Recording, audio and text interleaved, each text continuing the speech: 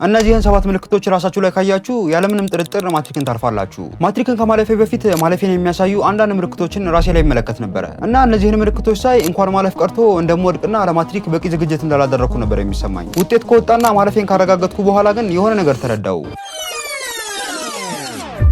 እነዛ አያቸው የነበሩ ምልክቶች እንደምወድቅ የሚያሳዩ ሳይሆኑ ከማስበው በላይ ማትሪክን ለማለፍ እንደተቃረብኩ የሚያሳዩ ምልክቶች ነበሩ። ስለዚህ ዛሬ እኔ ማትሪክን ከማለፌ በፊት በራሴ ላይ ያየኋቸውንና ማትሪክን ያለፉ ተማሪዎች አብዛኞቹ ያዩት የነበሩትን ማትሪክን እንደምታልፉ የሚያረጋግጡላችሁን 7 ምልክቶች እናያለን። በደንብ እያነበባችሁ ማትሪክን አልፎ ይሆን የሚል ጥርጣሬ ካላችሁ እስከ መጨረሻው ድረስ መቆየታችሁን እርግጠኛ ሆኑ። በተለይ ደግሞ 7ኛውን ምልክት በራሳችሁ ላይ ካያችሁ ኦልሬዲ ዩኒቨርሲቲ ለመሄድ ልብሳችሁን ማስተካከል ትችላላችሁ። ሰላም እንዴት ናችሁ? ለቻናል አዲስ ከሆናችሁ ቻናሉ ዱቦይስ ክላስሩም ይባላል እና ይሄ ቻናል ተማሪዎችን አካዳሚካሊ እንዲሁም ከትምህርት ውጪ በሚያጋጥሟቸው ነገሮች ላይ የሚያግዝ ቻናል ነው። እንደዚህ አይነት ቪዲዮዎች የሚመቻችሁ ከሆነ ሰብስክራይብ በማድረግ መቀላቀል ትችላላችሁ። ይሄን ቻናል ከዚህ በፊት የምታውቁት ደግሞ ከሆነ ቪዲዮ ላይክ አድርገን እንጀምራለን። የመጀመሪያው ምልክት በተለይ በደንብ እያነበባችሁ በደንብ ጥያቄ እየሰራችሁ ያላችሁ ተማሪዎች ከሆናችሁ እናንተ በተደጋጋሚ የምታዩት ምልክት ነው። እሱም ከሌላው ጊዜ በበለጠ ሁኔታ ራሳችሁን መጠራጠር ትጀምራላችሁ። ማለትም በቃ ራሳችሁን በተደጋጋሚ መጠየቅ ትጀምራላችሁ እና ከምትጠይቋቸው ጥያቄዎች መካከል ማጥናት በሚገባኝ መጠን እያጠናው ነው፣ ከሌሎች ተማሪዎች ወደ ኋላ ቀርቼ ይሆን ወይም ደግሞ ምናልባትም በቃ እኔ እንደሌሎች ተማሪዎች ጎበዝ አይደለሁም ይሆናል የሚሉ ጥያቄዎች በተደጋጋሚ ወደ ጭንቅላታችሁ ሊመጡባችሁ ይችላሉ እና እነዚህ ስሜቶች ሲሰማችሁ በቃ ማትሪክ ልወድቅ ነው ማለት ነው የሚል ስሜት ሊሰማችሁ ይችላል። ነገር ግን ይሄ ስሜት ተሰምታችኋል ማለት ማትሪክን ታልፋላችሁ የሚል ትልቅ ምልክት እየነገራችሁ ነው። እንዴት ካላችሁኝ የማያልፉ ወይም ደግሞ የሚወድቁ ተማሪዎች ራሳቸውን ከነጭራሹ ምንም አይነት ጥያቄ አይጠይቁም። ምንም አይነት ስሜት ውስጣቸው ላይ አይሰማቸውም። በአጠቃላይ ብቻ ስለምንም ነገር አያገባቸውም። ስለዚህ ራስን መጠራጠር የሚባለው ስሜት እናንተ ጋር ለይቶ ከመጣ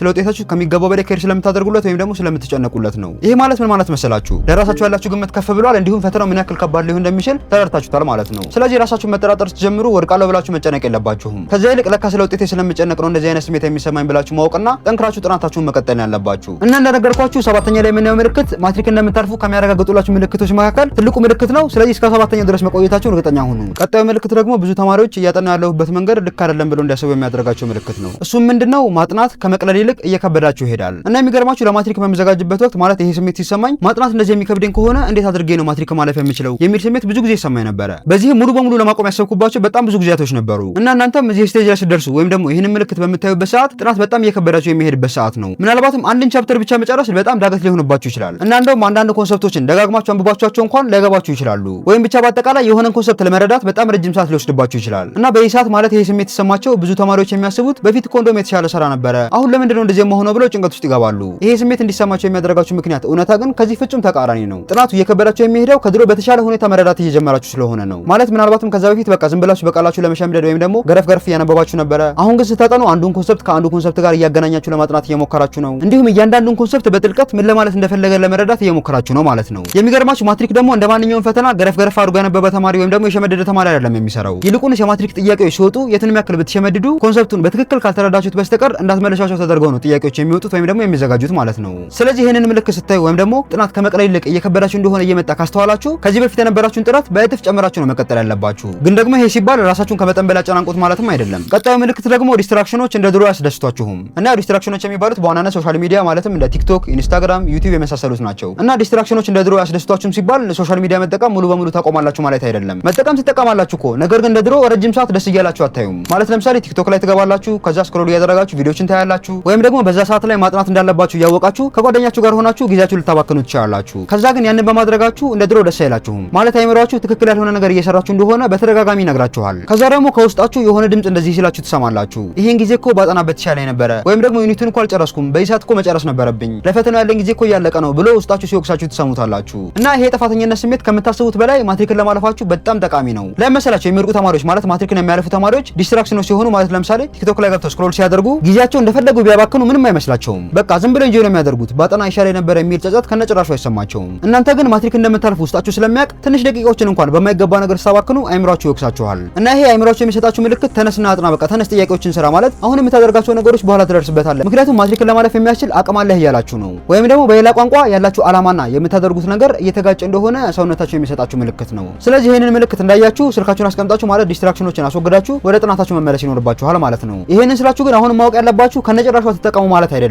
መጠቀም ተጠቀሙ፣ ነገር ግን አንደኛ በመጠን አድርጉት፣ ሁለተኛ ደግሞ አይምሯችሁ ይሄንን ምልክት እንደሰጣችሁ ወዲያውኑ ወደ ጥናታችሁ ተመለሱ። ቀጣዩ ራሳችሁ ላይ የምትመለከቱት ምልክት ደግሞ በሐሳብ ሳይሆን በእቅድ ማሰብ ትጀምራላችሁ። ለማትሪክ በመዘጋጀበት ጊዜ ከሆነ ጊዜ በኋላ ራሴ ላይ የሆነን ምልክት ማየት ጀመርኩኝ። ማለት በቃ ሁሉም ሰብጀክት ላይ አሪፍ ውጤት ማምጣት አልችልም ብዬ ማሰብ ጀመርኩኝ። ከዛ ይልቅ የተወሰኑ ዋና የሚባሉና እኔ በደንብ የምሰራባቸውን ሰብጀክቶች መርጬ እነሱ ላይ በደንብ መስራት አለብኝ የሚል ውሳኔ ወሰንኩኝ። እና የሚገርማችሁ ይሄን ነገር በደንብ ያስተዋልኩት ቅርብ ጊዜ ላይ ነው። ነገር ግን ይሄን ነገር ውሳኔ መወሰኔ ማትሪክን ለማለፌ አንዱ ትልቅ ምልክት ነበረ። እና እናንተም የሆነ ሰዓት ላይ አስተሳሰባችሁ ሊቀየር ይችላል። ግዴታ እኮ በቃ ሁሉንም ሰብጀክት መቶ ማምጣት የለብኝም፣ ግዴታ በቃ ሙሉ መጽሐፉን መጨረስ አይኖርብኝም ብላችሁ ማሰብ ትጀምራላችሁ። ከዛ ደግሞ ራሳችሁ መጠየቅ ትጀምራላችሁ። ከነዚህ ዩኒቶች ውስጥ በብዛት ጥያቄ የሚወጣው ከየትኛው ላይ ነው? የትኛው ሰብጀክት ላይ ደካማ ነኝ እና ደካማ የሆንኩበትን ያንን ሰብጀክት እንዴት አድርጌ ላሻሽለው? ማትሪክ ፈተናን ሲያወጡ የሚደጋገሙ ነገሮች ምንድናቸው? የሚሉ ጥያቄዎችን ራሳችሁ መጠየቅ ትጀምራላችሁ። እና ልብ ማለት ያለባችሁ ይሄ በጣም ትልቅ ምልክት ነው። ብዙዎቻችሁ የሚመስላችሁ ማትሪክን ለማለፍ ሁሉም ሰብጀክቶች ላይ ጥሩ መሆን እንዳለባችሁ ነው። ይሄ ግን በጣም ትልቅ ስህተት ነው። ማለት ጎበዝ የሆናችሁባቸውን ሰብጀክቶች በደንብ ከሰራችሁና ከበር ማድረግ እስከምትችሉበት ድረስ ብቻ ከበር ካደረጋችሁ ምንም አይነት የማታልፉበት ምክንያት አይኖርም። ስለዚህ ይሄንን ምልክት በምታዩበት ሰዓት የበለጠ የተግባር ሰው ሆናችሁ በደንብ መቀጠልና ጠንክራችሁ ማንበብ፣ ጠንክራችሁ ጥያቄዎችን መስራት እንዲሁም ደግሞ ጠንክራችሁ ራሳችሁን ማስቀጠል ነው ያለባችሁ። ሌላኛው ራሳችሁ ላይ የምታዩት ማትሪክን እንደምታልፉ የሚያረጋግጥላችሁ ምልክት ደግሞ ስለምታደርጉት ነገር ብዙ ማውራት ታቆማላችሁ። እና ይሄንን ምልክት እንደ ቀላል ነገር ልታዩት ትችላላችሁ፣ ነገር ግን በጣም ወሳኝ ምልክት ነው። ማለት ስለ ያቀዳችሁ ምን ያክል ዩኒቶችን ከቨር እንዳደረጋችሁ፣ እኔ እኮ እንዲህ አይነት ውጤት ላመጣ ነው፣ እኔ እኮ እንደዚህ እያጠናሁ ነው እያላችሁ ለሰዎች መናገር ለእናንተ ትርጉም መስጠት ያቆማል። ወይም ደግሞ ከጓደኞቻችሁ ጋር ሆናችሁ እነሱ ሲያወሩ ሲሳሳቁ ወይም ደግሞ ሲከራከሩ እናንተ ከማውራት ይልቅ ዝም ብላችሁ ማዳመጥ ልትመርጡ ትችላላችሁ። እና ብዙ ተማሪዎች እንደዚህ መሆን ሲጀምሩ በቃ ደብሮኛል ማለት ነው ወይም ደግሞ በቃ ዲፕሬሽን ውስጥ ገብቻለሁ ማለት ነው ብሎ ነው የሚያስቡት። እንደዚህ ሆናችሁበት እውነታ ግን እሱ አይደለም። ማለት ዲፕሬሽን ውስጥ ስለገባችሁ ወይም ደግሞ ስለደበራችሁ አይደለም። እውነታው ፈተና እየተቃረበ ሲመጣ አይምራችሁ ላይ ያለበት ጫና በጣም እየጨመረ ይመጣል። በዚህ ሰዓት ደግሞ ስለራሳችሁ ለሰዎች መናገር ያን ያክል ትርጉም አይሰጣችሁም። ከዛ ይልቅ ያነበብኩትን ያጠናሁትን ለሰዎች ከመናገር ይልቅ በተግባር አሳያችኋለሁ የሚል ስሜት ውስጣችሁ ይሰማችኋል። በዚህም ሌሎች ነገሮችን ትታችሁ ትኩረታችሁ ሙሉ በሙሉ ጥናታችሁ ላይና ጥናታችሁ ላይ ብቻ ይሆናል። ሳይንስ እንደሚለው ከሆነ ደግሞ ይሄ የዝምታ ምዕራፍ የሚመጣው የሆነ ትልቅ ለውጥ ከመምጣቱ በፊት ነው። እንደውም እንደ ምሳሌ የድመትን አይታችኋት ከሆነ ልክ የሆነ ነገር ልትይዝ ስትል ያ የምትይዘው ነገር ላይ ረጅም ሰዓት ዝም ብላ ትኩረቷን እዛ ላይ ታደርጋለች። ከዛ ያን ነገር በደንብ ትይዟለች ማለት ነው።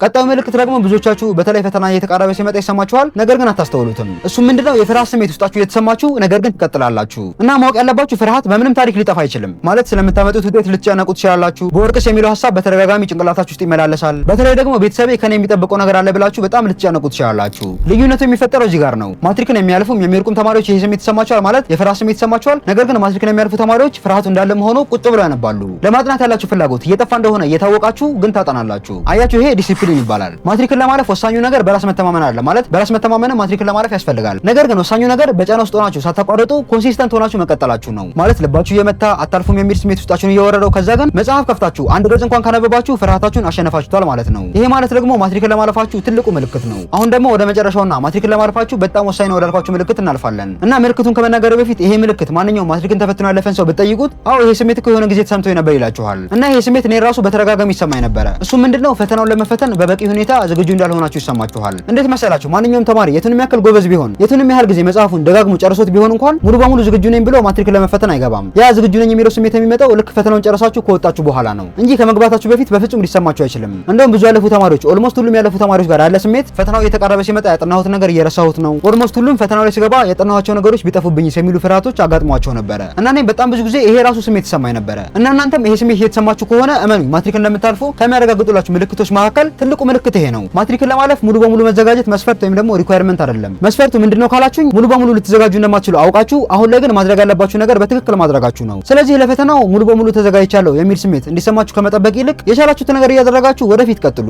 እነዚህን ከላየናቸውን ሰባቱ ምልክቶች ራሳችሁ ላይ ካያችሁ በቃ አልፌያለሁ ማለት ነው ብላችሁ ዘና እንዳትሉ። በዚሁ መጠንም ገና ብዙ ይቀረኛል ብላችሁ እንዳትደናገጡ። በየቀኑ ማድረግ ያለባችሁን ነገር አድርጉ። ከጥናታችሁ ጋር መስተካከል ያለበት ማንኛውም ነገር ካለ አሁኑን አስተካክሉት። አውቃለሁ አሁን ያላችሁበት ሁኔታ ደስ የማይል ሊሆን ይችላል። ነገር ግን አሁን ያላችሁበት ሁኔታ እንደሚያልፍና ለትንሽ ጊዜ ብቻ እንደሚቆይ ማወቅ አለባችሁ። ቪዲዮ ጠቃሚ ነው ብላችሁ ካሰባችሁ ላይክ ማድረጋችሁ እርግጠኛ ሁኑ። እንዲሁም ሰብስክራይብ ካደረጋችሁ ቀጣይ ቪዲዮ ስለቅ ታገኙኛላችሁ።